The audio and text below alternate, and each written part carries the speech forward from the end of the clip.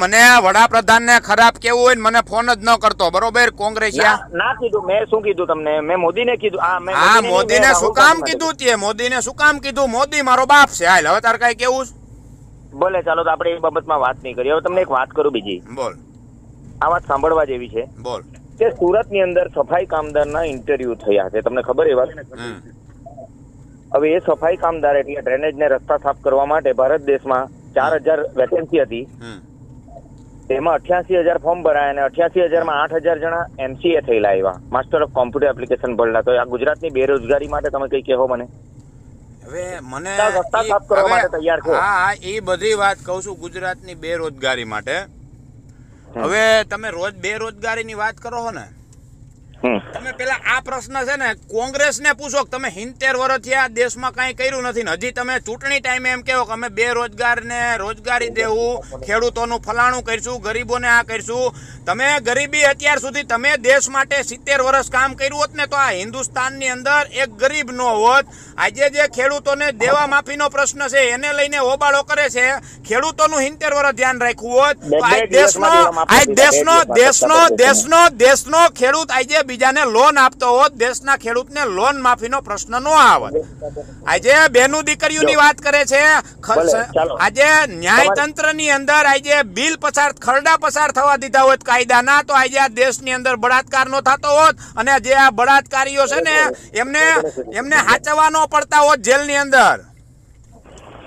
તો પછી એક વસ્તુ મગજમાં રાખો તમે કે આ ખરડા પસાર કરવાની ને જ્યારે આવે એના હાથમાં સત્તા હોય તો ભટ્ટદેને એમ કે કાલથી નોટબંધી કરી નાખી, 100% રૂપિયા જમા થઈ ગયા. બરાબર? ખરડા પસાર કરવા સુધીની મર્યાદામાં છે ને તો એ હચવાયેલા છે ને ખરડા વગર એના હાથમાં જેટલું હોય ને તો કાલે ઉઠીને નોટબંધી એમ કહી દે. હવે તમને એક વસ્તુ કહું, પોલિયોના ટીપા કોંગ્રેસ વાળા નહીં પીવડાવતા ને તો આપણે જીવતા નહીં હોત ને તો આપણા જેવા પોલિયો એમને ઈ પોલિયોના ટીપા કોંગ્રેસ પાઈન માણા જીવે. કોંગ્રેસ નું શું ઘંટભાઈ આવે ભાઈ? કોંગ્રેસ નું શું આવે? પેદા કરવા વાળો ભગવાન છે. કોંગ્રેસ શું તમને પોલિયો ટીપા પાય? કુદરત બેઠો છે ને કોંગ્રેસ ના ટીપા પાય તો જ કોંગ્રેસ શું કોંગ્રેસ એમ ના એ ભાઈ કોંગ્રેસ શું આ પ્રજાના કોંગ્રેસ શું મનુષ્યના કઈ ભગવાન છે એને ટીપા પાયા જીવતા હોય એ કુદરતના હાથમાં છે ભાઈ. હો, બીજી વાત કરો. એ વાતે તમારી માની લીધી. ચાલો હવે તમને કહું કે આ નોટબંધી જે કરેલી એ સાચો નિર્ણય હતો. પેલા સાચો જ નિર્ણય છે. નોટબંધી થી આજે આતંકવાદીઓની કમર તૂટી ગઈ છે. ડુપ્લિકેટ છપાતી જે નોટો હતી એ બંધ થઈ ગઈ છે. કાળા બજારિયા બંધ થઈ ગયા. લોકલ માર્કેટમાં દેશનું અર્થતંત્ર 14મા નંબર ઉપર હતું, આજે 6ઠા નંબર ઉપર છે. ઉર્જિત પટેલે રાજીનામા એમને અરે ઉર્જિત પટેલ થોડો કઈ ભાજપનો કોઈ કઈ મંત્રી હતો, કોઈ કઈ પદ વાળો હતો જેમાં નો પરવે એમને પૈસા નો દે, પૈસા વિકાસના કામમાં નો વાપરે, બેંકમાં હું રાખીને હડાવી નાખવાના પૈસા ને. એમ નહીં, સત્તાની વાત નથી. બેંકની અંદર પૈસા પડ્યા હોય લાખો કરોડો રૂપિયા તો એ હું એમાં હડાવીને રાખવાના હે? હું કઈ કામ નથી કરવાનું? બીજા પાસેથી ટેક્સ ને આ બધા પૈસા જે જમા થાય એ RBI માં જ જમા થાય છે. એ પછી ઉર્જિત પટેલ હોય કે બીજો પટેલ હોય, ત્રીજો ચોથો જે હોય એ પૈસા એમાં ભેગા કરીને શું હડાવવાના છે? શું લોકોના કામ નહીં કરવાના? તો નરેન્દ્ર મોદીએ ઉર્જિત પટેલ ને પૈસા માટે જ કે ઉર્જિત પટેલ રાજીનામું આપી દે તો ભલે ને આપી દીધું. લોકોના કામ કરવા માટે પૈસા જે ભેગા બેંકમાં કરે RBI માં તો એમાંથી માગે, અને વિકાસના કામ માટે તો શું ખોટું કરે છે એમાં? કોંગ્રેસના રાજ્યમાં કયા ફાઇનાન્સ મિનિસ્ટર ગવર્નર? અરે કોંગ્રેસના રાજની વાત જ ક્યાં કરો છો? કોંગ્રેસ બદનામ જ એ રીતે છે કે અત્યારે આ કોંગ્રેસનું પતન થયું ને એનું કારણ છે કે ઓલો વડાપ્રધાન મનમોહનસિંહ હતો ને, મનમોહનસિંહ હાલે મારો ભાઈ મનમોહનસિંહ હતો ને એ ગુંગો ને બેરો આખી જિંદગી કઈ બોલ્યો નહીં ને, અને હવે બોલ્યો. હવે હું કામ બોલ્યો? અને અત્યારે આ પપ્પુ બોલે છે, પપ્પુ એટલે એની ઇજ્જતની પથારી ફરે અને બોલતાય નથી આવડતું. એ એમ કે આલू इधर से आलू डालो ने उधर से सोना निकालो. શું બાપનો બગીચો હે તો સત્તાધાર શું કરવી? કિલો એક બટેટા ગુણ્યું બધા પાંચ મગાવીને સોનું જ કાઢી રાખ ને. બટેટા મગાવીને એમ નહીં, એને પૈસાની એટલી બધું જરૂર છે તો બટેટાની ગુણ્યું રાખીને સોનું જ બનાવો ને. તમારે સત્તાની શું જરૂર છે? પણ તો વાત સાચી, ચાલો સ્વીકારી લે અને એ બી કહી દે હું આપણે. પણ હું તમને એક વસ્તુ બીજી બોલું બોલો કે આને બીજો એક ધંધા કરવાના હતા, બરાબર? હે તો આ કોલેજ વાળા ભણેલા આટલા બધા ઘણા પકોડા બનાવવાનું કહેવાનું હોય? પકોડા દેશ વેચવાથી તો પકોડા વેચવા હારા. જે આ કોંગ્રેસીઓના જે રાજમાં આવ્યું, જ્યાં રાજસ્થાનમાં જ્યાં પાકિસ્તાનના ઝંડા ફેરાવે છે, દેશ વેચવો એના કરતા પકોડા વેચવા 7 ગણા હારા. એને મજૂરી કરીને ખાવું. દેશ તો નથી વેચતા. દેશના પ્રત્યે વફાદાર તો છે, રાષ્ટ્રના પ્રત્યે તો વફાદાર છે, માતૃભૂમિના પ્રત્યે તો વફાદાર છે. કોંગ્રેસ વાળાની ઘોડે દેશ તો નથી વેચાવતા, પકોડા વેચાવે છે. ટોપલે મત આપ્યા લોકોએ કોંગ્રેસને. હા ભાઈ, ઈ તો 2019 માં બધાને ખબર પડી જાય કે સત્ય કોણ છે ને અસત્ય કોણ છે. એટલે હારે તો એટલે હારી જાય. અરે નો હારે. અને આમ જો આ નટુ ગાંડા બુટાણી 72 658 086 54 આ મારો નંબર છે. મારું ગામ જેતપુર તાલુકાનું બોરડી સમઢિયાળા ગામ છે. મારો જિલ્લો રાજકોટ છે, બરોબર છે.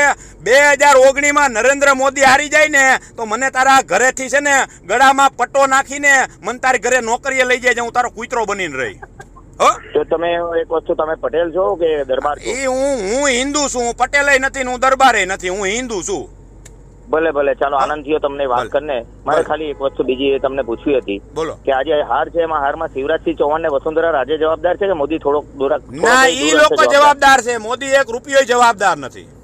એટલે જીતે તો જવાબદાર ના, જીતે તો નહીં. કોઈ પણ માણસ ની આજે મેં તમને મુખ્યમંત્રી બનાવ્યા હોય અને તમે મારી ઇજ્જતની પથારી ફેરવો, લોકો મને ઓળખતા હોય, બરોબર, શિવરાજસિંહ ચૌહાણ ને ઓળખતા હોય, એ કોના હિસાબે વોટ દીધા હોય? નરેન્દ્ર દામોદર દાસ મોદીના હિસાબે દીધા હતા. તો આજે પ્રજાના અમુક વિસ્તારમાં કામ ન થાય અને હારે તો એમાં નરેન્દ્ર મોદીનું નામ ખરાબ થાય છે.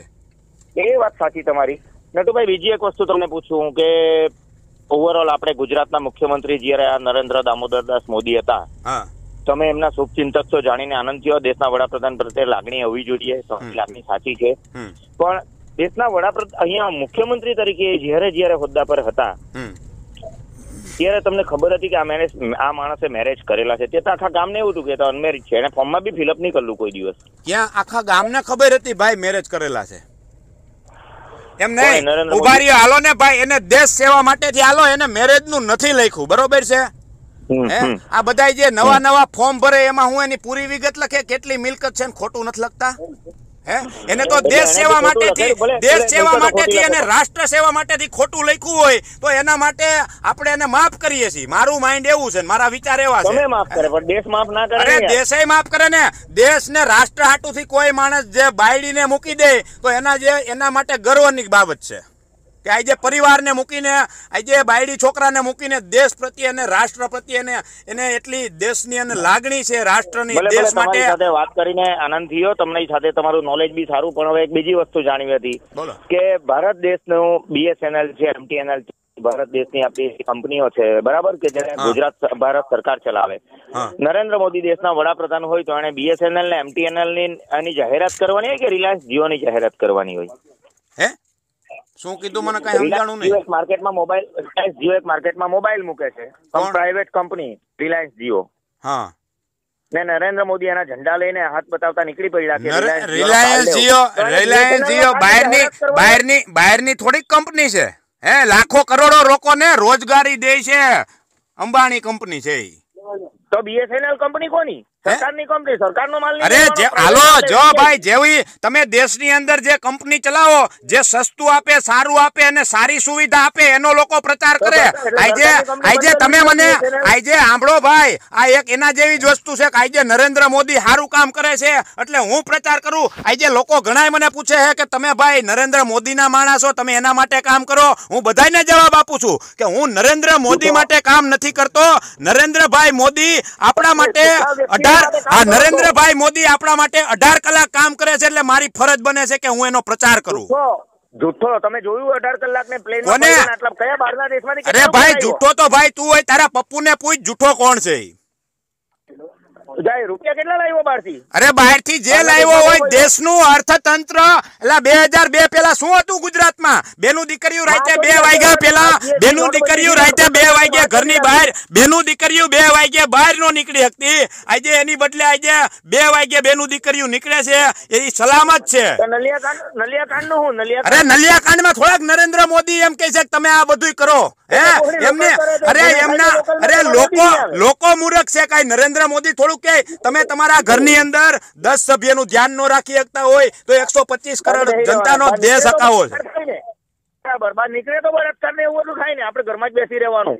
કેમ અરે ભાઈ ઈ તો તમારી તમે બહાર નીકળો ને હાલો બંધ કરાવો. હાલો આ ફિલ્મ ઇન્ડસ્ટ્રી ચાલુ છે, સેક્સી સીન બતાવે, માણસના માઇન્ડ વિકારી બનાવે. બધાય ઘરમાં જ બહાર નીકળો, તમારા જેવા બધાય સમજુ છે તો બહાર નીકળો. ફિલ્મ અરે આંબરભાઈ ફિલ્મ ઇન્ડસ્ટ્રી એટલો બધો બળાત્કારનું આ બધું તું મારો ભાઈ કેશો સલાહ આપશો મને ખબર પડે તો બહાર નીકળ્યા. ફિલ્મ ઇન્ડસ્ટ્રીમાં જે ટૂંકા ટકા કપડા પહેરીને જે સેક્સી સીન બતાવે, માણસના માઇન્ડ ખરાબ કરે, વિકારી માણસને બનાવે, એની વિરુદ્ધમાં ઉપડને બહાર નીકળ, લોકોને બહાર કાઢ. હાલ હું તારો સાથ દઉં.